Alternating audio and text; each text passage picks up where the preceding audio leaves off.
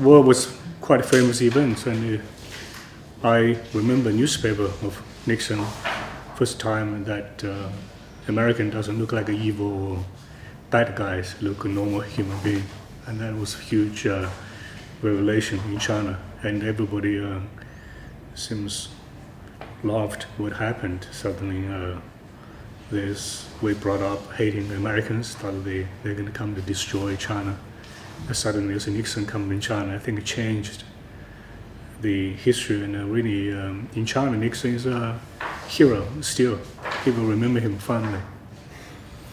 Now, when I was doing research, I watched a lot of videos and online as well, images, and it's very a lot of things is in public. I mean, a lot of things is known, and but at the same time, it's interesting to visit back of the time, because I grew up doing all this propaganda, operas and ballet. It's very challenging and very interesting, because I don't want to recreate the Red Detachment woman, which as a boy, I used to dance in a part, participated. Right now, it looks very relevant. It's about a mass revolution, about against the rich, against the repression of upper class. It's very much like what you're watching today in CNN about Libya, Egypt, and all those countries, what's happening in the world.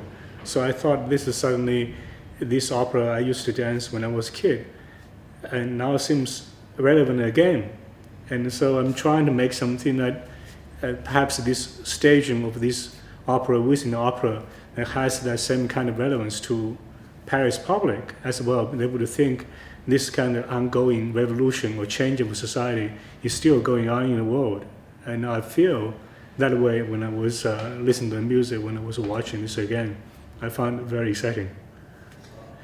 And what's beautiful about the opera is about themselves. In the end, it's really about the human dimension of these people, not a giant historical figure. And now this come to the couples, about their life, about their fear, about their getting old. And those I found very compelling as a human.